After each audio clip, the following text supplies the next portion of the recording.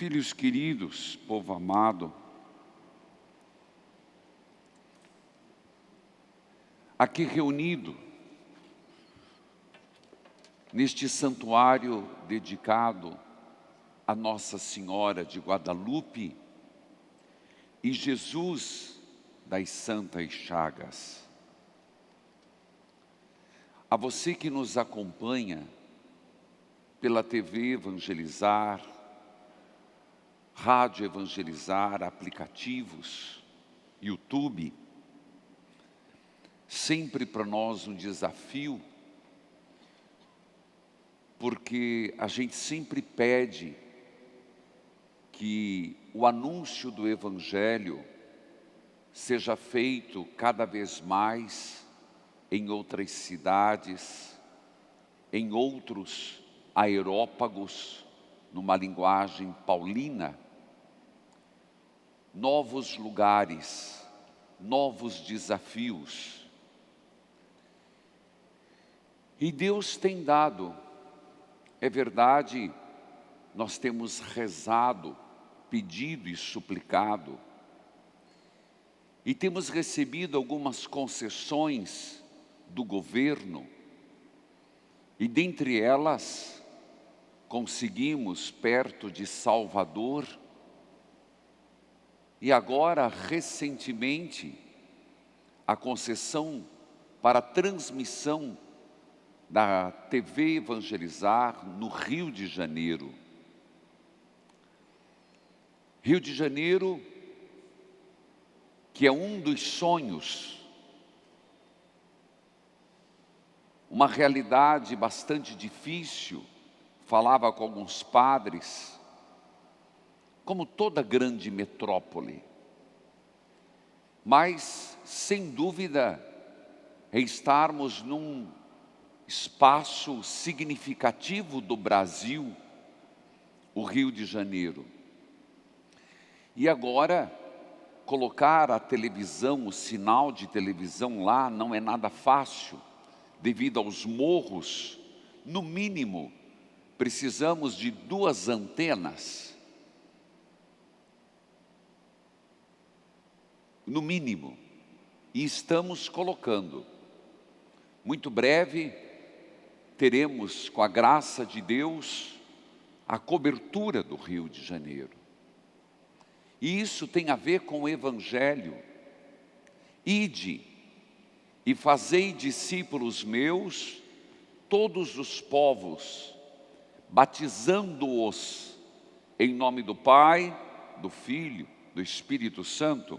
Mas tenho que dizer que tem a ver com a campanha de Jesus das Santas Chagas e São Pio de Pietreutina, que esta campanha está voltada, sem dúvida, para a terra prometida, mas num primeiro momento é ampliar o sinal da TV Evangelizar, uma abrangência mais do que nunca nacional, uma dádiva de Deus. Então, quando você ajuda, você está agora, no momento atual, nos ajudando a expandir este sinal, que eu acredito ser uma bênção, não é? Então, vou dar uma salva de palmas a Deus. Mais forte, Ele merece. Hoje, nós celebramos a solenidade da Santíssima Trindade. E de uma forma muito simples, nós já, pelo menos 2 vezes, até agora na missa, lembramos a Santíssima Trindade.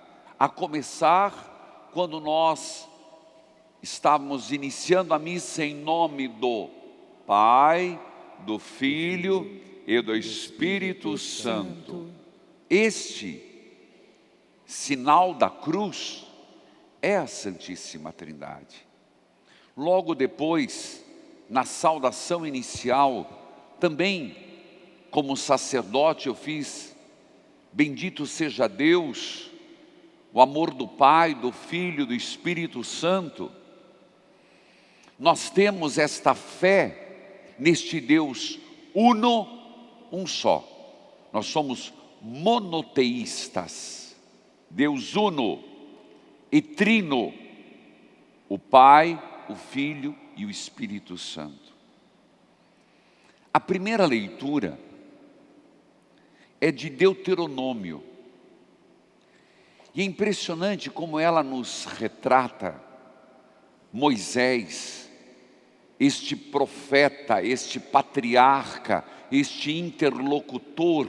Estou usando várias denominações, porque Moisés é uma figura icônica do Antigo Testamento.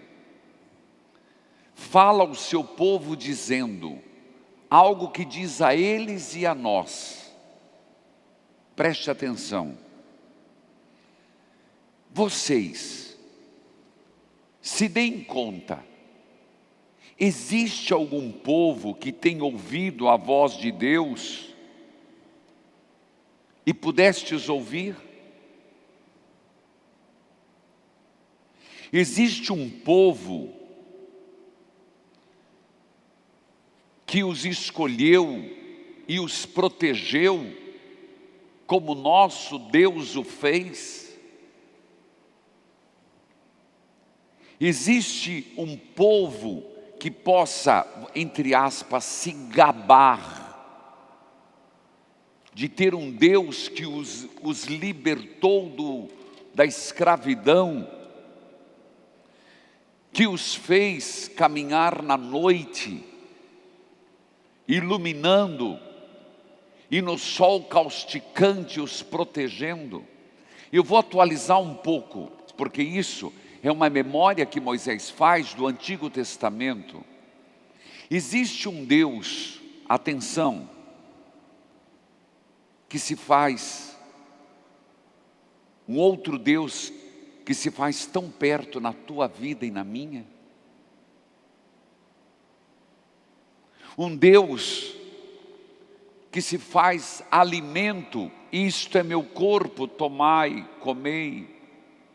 Isto é meu sangue.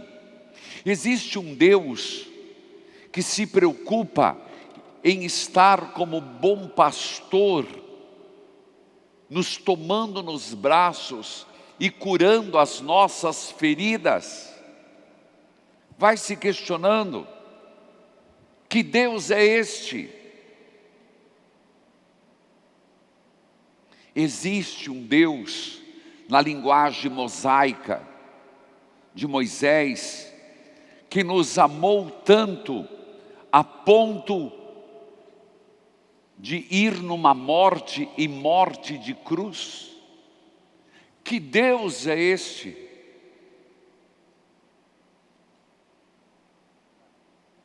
Existe um Deus que como um fogo incendeia, que como luz ilumina. Pentecostes, Espírito Santo. Ora, a primeira leitura e a segunda leitura, ela tem um propósito, que eu e você reflitamos as ações de Deus e reconheçamos: este é o nosso Deus. Quando nós paramos e meditamos as coisas de Deus, os fatos, as maravilhas, você vai dizer, mas e as tragédias? Irmãos, as tragédias não são obra de Deus. As enchentes, as mortes. Lembre-se que o ser humano, até poupado da morte, o foi no paraíso, da dor, do sofrimento. Deus nos fez longe disto, mas entrou pelo pecado. E entrando pelo pecado, que quis Deus assumir a corporeidade humana, segunda pessoa da Santíssima Trindade, no seio da Virgem Maria, e se tornando um de nós, fez-se homem em tudo menos no pecado, para carregar as nossas dores. Por suas chagas fomos curados. Fez-se exatamente chagado para curar as nossas chagas. Isto deveria nos levar a uma abertura. Isso que eu estou fazendo não é lucubração. Eu estou seguindo o raciocínio da primeira leitura para falar da Santíssima Trindade. E se você quiser pegar a patrística, podemos. Conheça a Santíssima Trindade pelos atributos. Se fica mais fácil para você, eu apenas quis por uma outra linha hoje. Se você preferir, descubra a Trindade, o Pai no atributo de criar, o Filho no atributo de redimir, o Espírito Santo no atributo de santificar. Seja como for, é a mesma coisa dita de forma diferente. Mas o Evangelho, por sua vez, o Evangelho nos traz algo especial. A festa da Santíssima Trindade, ela é uma festa de ponte. Como assim, padre? Explico. Nós estávamos vindo da Quaresma. Terminada a Quaresma, veio Páscoa.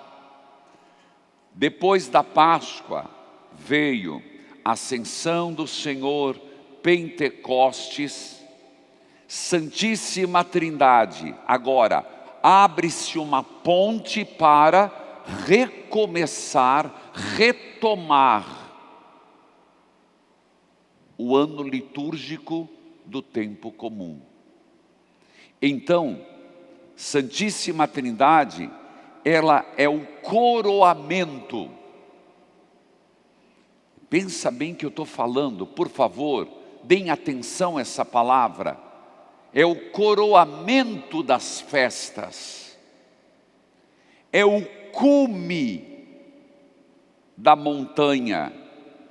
É o ponto alto da celebração. Então, depois de ter celebrado Quaresma, primeiro domingo da Páscoa, segundo, terceiro, quarto, quinto, de ter celebrado as festividades, de termos celebrado a ascensão do Senhor, descida do Espírito Santo sobre os apóstolos, quinta-feira tem Corpus Christi, nós voltamos ao tempo comum. Então ela é ponte, mas antes de ser ponte, ela é coroamento. E qual a importância disso? A importância de entender que a festa suprassumo, olha o que ela traz no Evangelho, não é qualquer coisa. Ela traz um envio. Não é interessante isso? Na festa glamurosa, ela é missionária. Os 11 foram para a Galileia. Vão, eu os encontrarei na Galileia. Eu vou lá, chegarei antes. É impressionante o que está acontecendo aqui. Vão para a Galileia, onde tudo começou, tudo vai recomeçar. Eles estavam na Galileia, Jesus chamou os apóstolos onde? Na Galileia. De modo particular, em que local? No lago de Tiberíades. No máximo, ali entre Caná, Nazaré, Cafarnaum. Ali aquele lago doce, mar de água doce. Eles foram para Jerusalém. Jerusalém, Jesus foi traído. Jerusalém, Jesus foi condenado. Jerusalém, Jesus foi morto. Jerusalém, Jesus ressuscitou, apareceu e disse: voltem a Galileia. Tem um porquê.